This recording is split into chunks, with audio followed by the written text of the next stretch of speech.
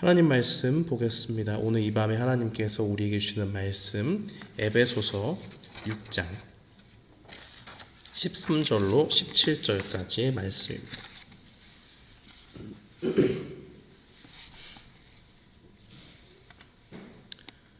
에베소서 6장 13절로 17절 말씀,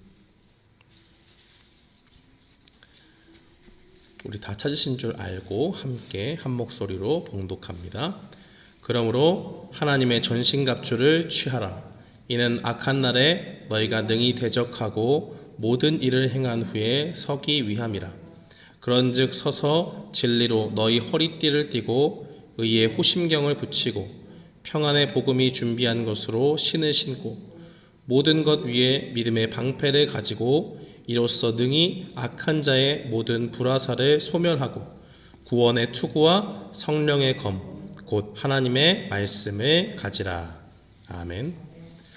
저는 본 말씀 에베소서 6장 13절로 17절 말씀을 통해서 하나님의 전신갑주라는 제목으로 주의 말씀을 선포하겠습니다. 오늘은 특별히 우리가 지난주에 이어서 16절과 17절에 나와 있는 내용을 가지고 하나님의 전신갑주 세 가지에 대해서 말씀을 선포합니다. 우리는 지난 시간에 우리가 하나님의 전신갑주로 언급하고 꼭 기억해야 될 것 세 가지를 먼저 말씀을 통해서 접했습니다. 우리 한 사람 한 사람이 자신뿐만 아니라 교회 공동체라는 이 신앙의 공동체를 지키는 영적인 이 전투가 벌어지는 현장에 나와 있는 군사라고 이야기했고, 우리는 저 뒤에서 이 전투를 바라보는 사람들이 아니라 맨 앞에 서서 이 전열을 가다듬고 있는, 사탄이 우리를 향해서 공격해오는 그 순간에 대열을 정비하고 그 가운데 자신의 위치를 지켜 서야만 하는 하나님의 군사라고 이야기했습니다. 아간 한 사람의 죄로 인해서 여리고를 무너뜨리고도 작은 성 아이를 함락하지 못했던 이 이스라엘 공동체와 같이 우리 역시 한 사람이 무너지면 믿음의 공동체가 무너지는 것을 볼 수밖에 없는 존재라는 것입니다. 이러한 경각심 속에서 우리는 피할 수 없는 이 영적인 전투의 가운데 승리해야만 합니다. 우리의 영혼을 넘어뜨리기 위해서 사탄은 오늘도 아주 간악한 계책을 가지고 우리를 온전한 믿음의 사람이 되지 못하도록 그렇게 공격합니다. 이러한 영적인 전투에서 우리가 승리하려면 먼저 진리의 허리띠를 매야 된다고 말했습니다. 허리에 띠가 없으면 전쟁에 필요한 갑옷을 제대로 입을 수가 없지요. 사도 베드로가 말했던 것처럼 성도는 이 세상 속에 살지만 허리를 동이고 예수 그리스도께서 다시 오실 그날을 기다리는 사람입니다. 아무런 소망 없이 그냥 이 땅에서 삶을 유지하는 것이 아니라 세상의 모든 좋은 것들보다 더 좋은 것을 가지고 우리에게 오실 그 예수님의 오심을 바라보면서 이 세상의 유혹을 떨쳐버려야 되는 사람임을 우리에게 증거합니다. 또 의의 호심경을 가슴에 붙여야 된다고 이야기하지요. 여기서 말하는 의는 예수 그리스도의 의라고 이야기했습니다. 하나님께서 우리를 사랑하셔서 우리를 죄가 없다고 의로운 사람이라고 여겨주셨는데, 사탄은 이것을 부인하게 만들고 우리가 의심하게 만듭니다. 믿지 못하게 만듭니다. 우리의 죄를 들춰서 자꾸 우리를 정죄하고, 하나님이 정죄하지 않음에도 불구하고 그가 마치 하나님인 것처럼 우리를 정죄해서 우리 마음에 불편함을 만들고 하나님이 우리를 의롭다고 여겨주신 그 은혜를 불신하게 만드는 것입니다.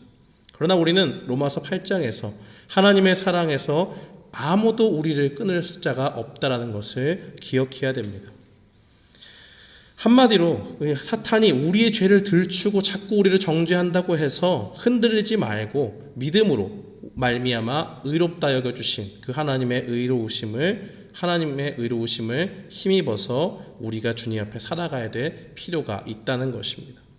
여기에 더해서 지난 시간 마지막에는 하나님의 전신갑주 중에서 우리에게 주어진 신발에 대해서 이야기했습니다. 성도의 발을 보호하는 신발은 예수님을 통해서 하나님과 화목하게 된 데서 오는 평안이라고 이야기를 했지요. 이 평안은 세상에서 주는 그 평안이랑 확연한 차이가 있습니다. 사탄은 세상 사람들이 가지고 있으면 평온함을 느낄 것 같은 그러한 이 참된 평안의 모조품을 가지고 사람들을 속입니다. 그 모조품은 돈이 될 수도 있고요, 우리의 건강을 지켜주는 좋은 보험이 될 수도 있고 아주 튼튼한 집이 될 수도 있습니다. 그러나 이런 것들은 우리에게 참된 평안을 주지 못합니다. 돈과 보험과 또 좋은 집이 우리를 지켜주고 우리의 삶을 윤택하게 하는데 조금의 보탬은 될 수 있지만 죄에 빠져 죄인을 구원할 수 있는 능력은 없기 때문입니다. 성도들에게 예수님을 믿음으로 죄로 인해서 하나님과 깨어진 관계를 회복할 수 있는 은혜가 우리에게 주어진 것이고 우리는 그것을 바라보는 사람이라는 것입니다. 하나님이 나의 죄를 심판하시는 두려운 분으로 느껴질 수 있지만 이제는 죄를 용서해 주시는 자애로운 아버지로 느낄 수 있는 평안함을 예수님 안에서 관계 회복을 통해서 우리에게 주셨다는 것입니다. 이러한 것들을 가지고 우리는 사탄의 공격을 이겨나갈 수가 있는 것입니다. 지난 시간에 이어서 바울은 이 사탄과의 영적인 싸움에 승리할 수 있는 하나님의 전신갑주에 대해서 계속적으로 이야기를 합니다. 16절과 17절에 나오는 하나님의 전신갑주는 무엇이 있겠습니까? 우리에게 피할 수 없는 이 사탄과의 영적인 전쟁에서 승리할 수 있도록 우리가 꼭 기억해야 돼. 하나님의 전신갑주는 무엇일까요?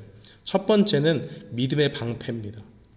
방패라는 것은 군인들이 몸을 보호하는 장비이지요. 당시의 방패는 두 가지 종류가 있었습니다. 전신을 보호하는 아주 큰 방패를 얘기해요. 우리가 전에 이야기할 때 지난 시간에 굳게 서다라는 말을 설명을 하면서 군인들이 맨 전쟁 앞에서 진영을 유지하기 위해서 맨 앞에서 아주 큰 방패를 들고 선다라고 이야기하지 않았습니까? 그때 쓰는 것이 첫 번째 유형, 아주 크고 긴 그러한 방패를 이야기하는 것입니다. 그런데 이 전투를 하다 보면 진영이 깨지기 마련이지요. 전쟁에서 전략가들이 하는 것이 무엇입니까? 긴 진영을 상대방에게 펼치고 있다고 할지라도 그 중에 약한 부분이 어딘가를 살펴보고 그곳을 공략해서 결국엔 상대의 진영을 뚫고 들어가는 것입니다. 군인들은 이러한 위험에 늘 놓여져 있기 때문에 진영을 늘 항상 이렇게 완벽하게 방어하기란 불가능합니다. 아무리 견고한 성이나 진이라도 약점이 있습니다. 그래서 그리로 뚫고 들어가게 되면 그 긴 방패로 버티고 있던 진영이 무너지게 되면서 거기서 서로 군인들이 뒤엉켜서 싸우게 되죠. 그때 쓰는 것이 두 번째 타입의 방패입니다. 조그만 손방패고요. 이것은 휴대하기 편하고 이렇게 싸우면서 자신을 보호하면서 기동성 있게 남을 공격할 수도 있고 그 남의 공격으로부터 방어도 할 수 있는 그런 좋은 도구입니다. 군인들은 이러한 방패를 가지고 적과 싸웁니다. 몸에 보호하는 장비를 다 갖추고도 방패를 사용하는 이유가 뭘까요? 아무리 좋은 장비를 머리에 쓰고 가슴에 붙이고 다리에 붙이고 발을 보호한다고 할지라도 방패만큼 자기를 보호하기 좋은 도구는 없습니다. 오늘날에도 이 시위대와 대치하는 경찰들을 보면 맨 앞에 있는 사람들은 큰 투명 방패를 가지고 나아가죠. 보호장군도 발달했습니다. 몸에는 방탄조끼를 입고 있어요. 근데 방패를 왜 갖고 나갑니까? 그런 게 아무리 좋아도 방패만큼 확실하게 나를 보호해 주는 게 없기 때문입니다. 그런데 오늘 이 바울은 방패를 말하면서 모든 것 위에라는 말을 사용하고 있습니다. 우리가 먼저 살펴본 진리의 허리띠, 의의 호심경, 평안의 복음으로 준비한 신발 이런 거 다 중요한데 이것들보다도 가장 중요한 것은 이 영적인 방패가 된다. 믿음의 방패라는 것이다 라는 것을 사도 바울은 강조해서 말합니다. 바울은 이 방패의 용도가 무엇이라고 이야기합니까? 16절 말씀에 보면 능히 악한 자의 모든 불화살을 소멸하기 위함이다라고 그렇게 이야기합니다. 당시에 로마 군인들이 사용했던 화살 중에 하나가 불화살입니다. 이 그냥 화살은 방패에 맞거나 아니면 사람에게 안 맞으면 별로 큰 문제가 없지요. 사람을 맞추게 된다면 그 한 사람에게만 피해를 주는 것이지 않습니까? 그런데 불화살은 어떻습니까? 사람이 맞으면 그에게 치명상을 가져다 주지요. 그런 것은 물론이고 굳이 사람이 맞지 않는다고 해도 그 땅에 박힌 또는 건물에 박힌 그 불화살로 인해서 그 진영이 전체가 불탈 수 있는 아주 적에게는 치명적인 무기가 되는 것입니다. 사탄은 우리를 공격할 때 그냥 장난감 화살로 쏘지 않아요. 불을 안 붙인 그냥 화살로 우리를 쏘지 않습니다. 아주 우리에게 치명상이 될 수 있는 그러한 무기를 가지고 쏜다는 것입니다. 그것으로 비유된 것이 바로 불화살입니다. 하나님께서는 이 하나님의 사람들을 이 땅에 보내셨는데 그 사람들을 대적하기 위해서 사탄은 아주 치명적인 불화살을 우리에게 퍼붓고 있습니다. 우리의 개인뿐만이 아니라 우리가 진을 구축해 나가고 있는 이 신앙의 공동체까지도 모조리 태워버릴 요량으로 그러한 목적을 가지고 우리를 공격한다는 사실입니다. 바울은 이 사탄의 공격을 막아낼 전신갑주로 믿음의 방패를 말합니다. 바울은 어떤 믿음을 말하고 있을까요? 바로 하나님을 신뢰하는 것을 의미합니다. 사탄은요, 우리가 하나님을 신뢰하는 것, 그 믿음을 빼앗아 가려고 합니다. 왜 그렇습니까? 그것이 가장 영적인 싸움의 아주 키가 되는 것이기 때문에 그렇습니다. 우리가 출애굽기 12장에 보면 하나님께서 이스라엘 백성을 애굽 땅에서 인도해 내시지요. 그때 이스라엘 백성들을 향해서 군대라는 용어를 사용하십니다. 하나님의 군대라는 말을 써요. 그 말은 하나님의 백성들이 그냥 애굽 땅에서 종살이 하다가 나온 것이 아니라는 말입니다. 분명히 그 앞서서 대적이 되는 대상이 있다는 것을 전제로 말합니다. 또한 군대라는 것은 아무런 목적 없이 이리저리 가지 않아요. 내가 가고 싶다고 해서 지휘관이 야, 내가 마음 내키는 대로 이쪽으로 가야겠다, 그런 사람이 어디 있습니까? 군대는 그런 것이 아니죠. 전쟁을 이기기 위한 목적을 가지고 분명히 그들이 숨어야 될 곳과 야영지를 정하고 나아갈 공격 방향을 정해서 그 길로 철저하게 이동을 하는 것이 군대입니다. 분명한 작전 계획이 있고 출발지가 있으면 도착지와 목적지가 분명합니다. 그리고 이 군대는 어떻게 해서든지 그 목적지까지 임무를 완수하기 위해서 기민하게 움직여야 되고 반드시 그곳을 도착해서 점령해야 되는 사명을 가진 집단입니다. 이스라엘 백성은 하나님의 약속하신 그 가나안 땅을 향해 나아가야 되는 하나님의 군대인 것입니다. 그런데 그들을 앞에 그들을 가로막고 방해하는 수많은 대적들이 존재했지요. 그때마다 이스라엘 백성들은 그들과 싸워야 했고 그들과 반드시 승리해서 하나님의 약속하신 그 땅을 목적지로 향해 나가는 하나님의 군대라는 것입니다.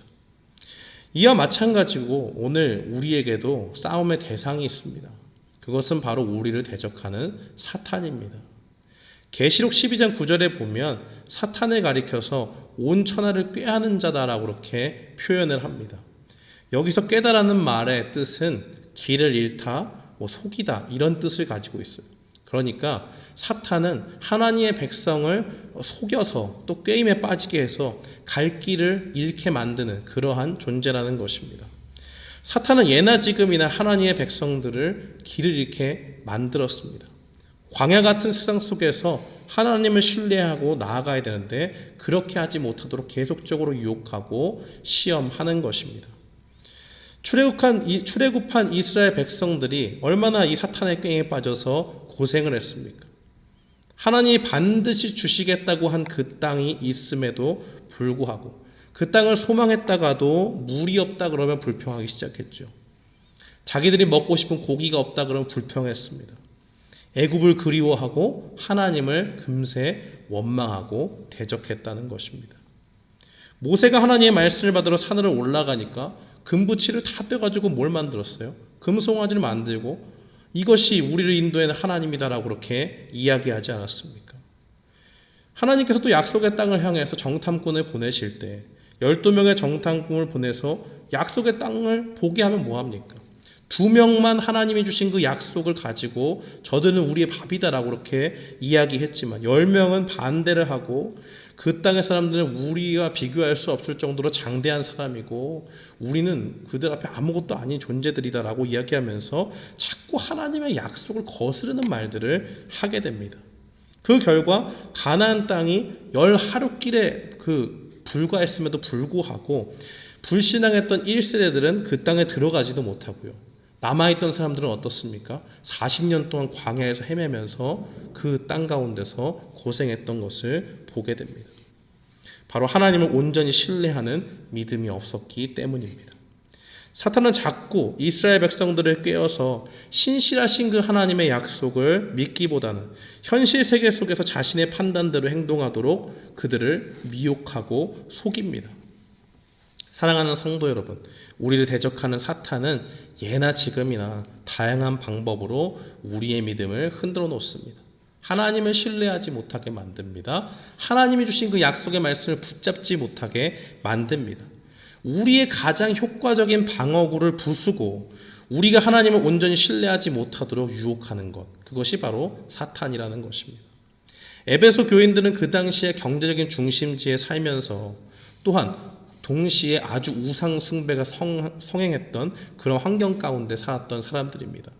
그들이 우상 숭배를 끊어내고 나서 삶의 체계를 완전히 바꾸게 되니까 사람들이 주변에서 호의적으로 대했을까요? 그렇지 않습니다. 언제부터 너희가 그렇게 행했느냐 하면서 그들을 배척하고 그들을 핍박했을 것입니다. 또한 이 군인들이 많았던 곳이고 특별히 황제에 대한 충성도가 굉장히 높았던 도시인데 에베소 사람들이 왕으로 고백하는 분은 누굽니까? 바로 우리 주 예수 그리스도시지요. 그분이 온 세상을 다스린다고 고백하는데 이것은 황제를 섬기는, 신처럼 섬기는 그런 로마 군인들과는 완전히 충돌되는 사상입니다. 그렇기 때문에 에베소에서 믿음을 가지고 산다고 하는 것은 안팎으로 굉장한 핍박 가운데 사는 것입니다. 모든 사회적인 관계가 끊쳐지고 사람들에게 호의라고는 하나도 기대할 수 없는 환경에서 그들은 신실하신 하나님을 신뢰하는 믿음을 지켜 나가야 됐다는 겁니다. 사탄은 자꾸 우리에게 현실을 보게 만들어요. 예수님 믿고 뭐가 달라졌냐? 예전보다 물질적으로 네가 풍요하냐? 네가 조금 더 나은 사람이 되었느냐? 계속해서 약점 가운데서 네 연약함 가운데서 죄를 짓고 넘어지는 사람이 바로 너 아니냐? 예수님 믿고 뭐가 달라졌냐? 아무것도 달라진 게 없네. 이렇게 자꾸 우리를 부추겨요. 하나님이 선하시면 왜 그렇게 네가 힘들어하는데 당장 그 문제 해결해 주지 않느냐? 라고 그렇게 우리에게 속삭입니다. 하나님이 너를 사랑하는 분이라고 말하는데 사랑하신다면 너에게 빨리 이 괴로움에서 벗어날 수 있도록 해결책을 주셔야지 왜 아직까지 그렇게 너를 괴롭게 하고 계시냐? 너에게 고난을 왜 주시는 것이냐? 하면서 우리가 하나님을 신뢰하지 못하도록 만든다는 겁니다. 이러한 사탄의 공격을 막아내기 위해서 우리는 믿음의 방패가 필요합니다. 예수님께서는 우리에게 세상을 이기신 분이 바로 자신임을 말씀하셨습니다. 요한복음 16장 33절에 보면 세상에서 너희가 환난을 당하나 담대하라 내가 세상을 이기었노라 라고 그렇게 말씀합니다. 우리에게는 세상을 이기신 예수님이 있습니다. 예수님이 승리자라고 말씀하셨으니 그분을 따라 사는 우리 역시 하나님의 그 승리를 공유하는 승리의 군대가 될 줄 믿습니다.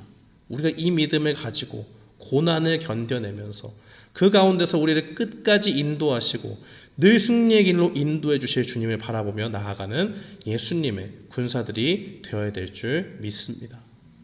두 번째로 우리가 기억해야 될 하나님의 전신갑주는 구원의 투구입니다. 데살로니가 전서 5장 9절 말씀에 보면 에베소서에서 말하는 이 구원의 투구를 가지고 구원의 소망의 투구다라고 그렇게 말합니다. 여기서 말하는 이 구원의 투구라고 하는 것은 우리가 확실히 구원받은 것을 소망하며 나아간다는 의미를 가지고 있습니다. 아무리 뛰어난 군인이라고 해도 머리가 다치면 자기의 임무를 정상적으로 수행할 수가 없지요. 그러므로 이 바울이 구원의 투구라고 말하는 것은 그만큼 우리가 영적인 전쟁에 승리하기 위해서는 우리가 반드시 이 구원의 소망을 가지고 나아가야 된다는 것을 의미합니다. 우리는 어떻게 구원을 받았습니까? 요한복음 1장 12절에 보면 영접하는 자, 그 이름을 믿는 자에게는 하나님의 자녀가 되는 권세를 주셨다라고 그렇게 이야기합니다. 이전에는 우리가 마귀의 자녀로 살았습니다. 죄 가운데 살았고 죄의 지배를 받았지요. 그런데 예수님을 믿고 난 후에는 우리의 신분에 변화가 생겼습니다.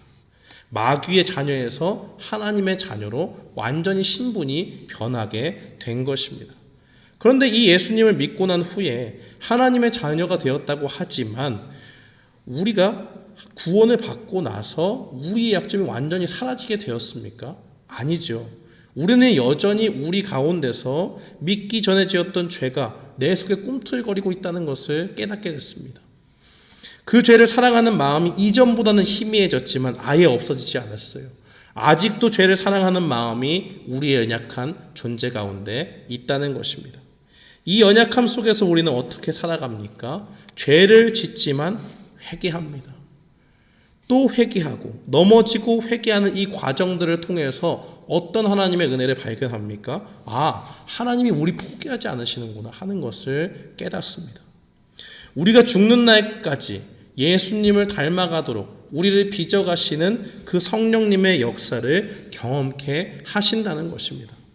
그러다가 마침내 우리 주님이 다시 오시는 그날이 되면 구원받은 사람들에게 우리가 늘 소망하던 주님을 닮은 모습으로 우리를 변화시켜 주십니다. 그런데 이러한 구원의 소망을 우리가 가져야만 사탄과의 영적인 전쟁에서 승리할 수 있다라고 말하는 것이 바울의 말입니다. 사탄은 우리에게 자꾸 어떤 생각을 가져다 줍니까? 이 세상 가운데서 우리를 절망 가운데 빠뜨리려고 만들지요. 소망이 없는 사람으로 만들려고 합니다. 어떻게 우리를 절망의 순간으로 빠뜨립니까? 우리가 고난받을 때 더 우리를 공격합니다. 세상 사람들은 세상에서 성공하고 승승장구하는 것에 소망을 두고 살아갑니다. 그러다가 그들이 모든 소망이 무너지게 될 때에 절망 가운데서 극단적인 선택을 하기도 하고 자신의 삶을 실패자라고 여기면서 무기력하게 남은 일생을 보내기도 합니다. 그러나 구원받은 성도의 삶은 어떻습니까? 이 땅에서 우리가 고난을 받아도 그것이 우리의 소망을 끊어놓지 못합니다. 사탄은 세상에서 우리가 받은 고난을 통해서 우리가 소망이 없는 자라고 공격할지 모르지만 하나님은 분명히 말씀하셨습니다. 로마서 5장 3절로 4절 말씀은 이렇게 증거합니다. 다만 이뿐 아니라 우리가 환난 중에도 즐거워하나니 이는 환난은 인내를, 인내는 연단을, 연단은 소망을 이루는 줄 알미니라. 우리가 고난을 겪고 있다고 해서 낙심에 빠질 것이 아니라 오히려 그것을 성도는 즐거워한다고 말하지요. 왜 그렇습니까?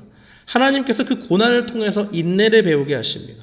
참고 견디면서 성도를 지키시는 하나님의 능력을 매번 경험하게 하신다는 겁니다. 이 연단이라고 하는 것은 어떠한 고난 속에서도 하나님이 확실히 지키시리라는 그 신앙적인 경험을 말합니다. 그리고 이 연단을 통해서 궁극적으로 우리에게 주실 그 구원의 소망이 결코 헛되지 않구나 하는 것을 우리로 깨닫게 하신다는 것입니다. 그렇습니다. 사탄은 우리의 고난의 무기 삼아 우리를 절망에 빠뜨리고 우리를 위협할지 모릅니다. 그러나 우리는 하나님이 주신 확실한 구원의 소망을 가지고 살아갑니다.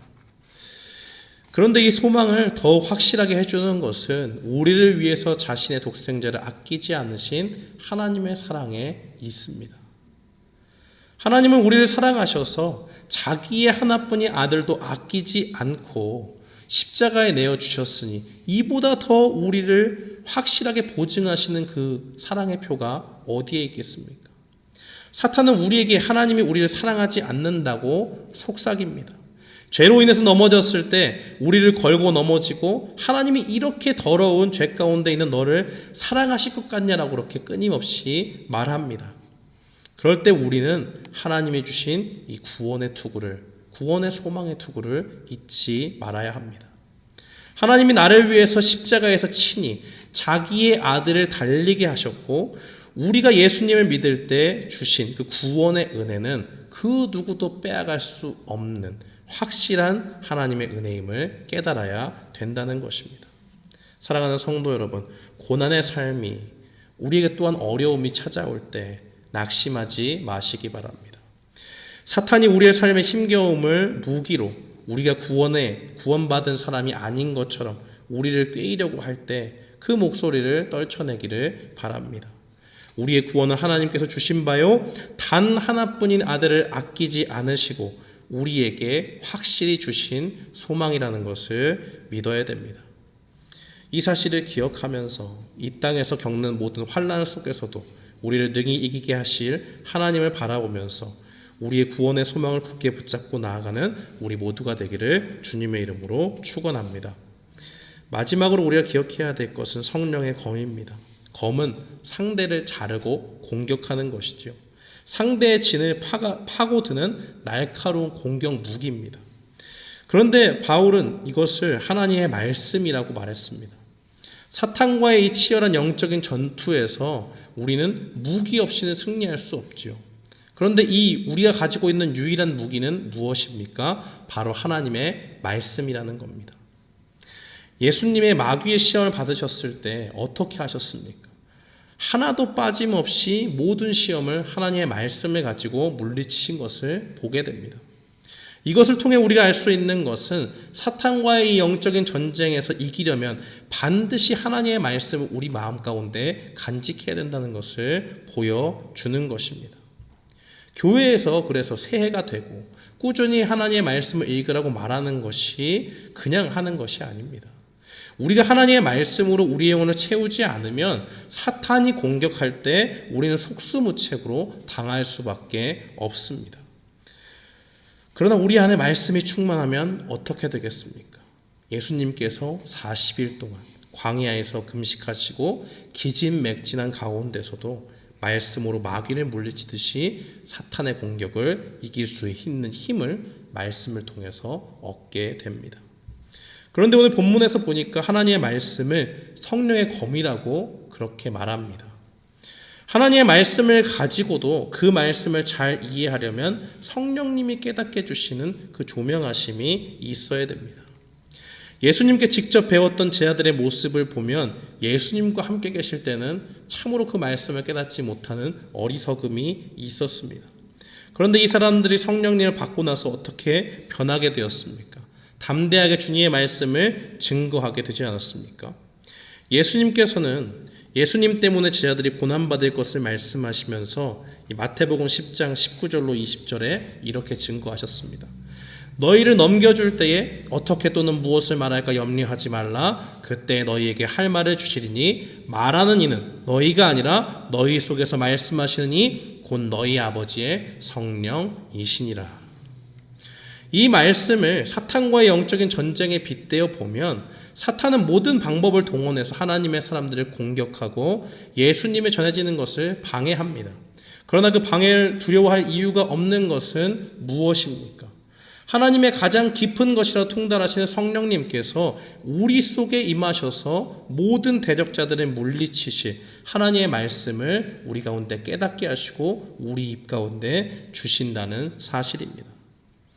에베소서에 보면 우리가 가지고 있는 유일한 영적인 무기를 이야기하는데 그것을 하나님의 말씀이라고 말했습니다. 그런데 고린도후서 10장은 또 우리가 가지고 있는 영적인 무기를 이렇게 말합니다. 고린도후서 10장 4절 말씀에 보면 우리의 싸우는 무기는 육신에 속한 것이 아니요 오직 어떠한 견고한 진도 무너뜨리는 하나님의 능력이라 모든 이론을 무너뜨리며라고 그렇게 이야기합니다. 사랑하는 성도 여러분, 하나님의 말씀은 단순히 도덕적으로 좋은 말씀이 아닙니다. 그것을 포함하지만 그것이 전부가 아니라는 말입니다. 우리를 공격하는 사탄을 부수는 강력한 하나님의 무기요 능력의 말씀입니다. 그러므로 우리는 하나님의 말씀을 우리 날마다 마음에 간직하면서 성령님께서 깨닫게 해주시는 그 말씀을 통해서 영적인 전쟁 가운데 매일매일 승리를 달라고 그렇게 믿으며 나아가는 하나님의 사람들이 되어야 될 줄 믿습니다. 사랑하는 성도 여러분, 우리의 영적인 전쟁은 세상을 이기신 예수 그리스도 안에서 우리에게 주어졌습니다. 결론이 나 있고 보장된 전쟁이라는 것입니다. 승리가 보장된 이 싸움 속에서 믿음의 방패를 가지고 하나님을 신뢰하고 그분의 약속을 굳게 붙잡고 나아가는 우리가 되기를 바랍니다. 또한 우리에게 주신 구원의 소망에 투구를 쓰고 고난 속에서도 우리를 버리지 않으시는 연약한 중에서도 우리를 버리지 않으시는 그 하나님을 바라보는 우리가 되기를 바랍니다. 또한 하나님의 말씀을 우리 안에 가득 채우고 성령님께서 깨닫게 하셔서 날마다 우리를 공격하는 마귀의 공격을 물리치고 영적인 싸움에서 승리할 수 있는 우리 모두가 되기를 주님의 이름으로 축원합니다.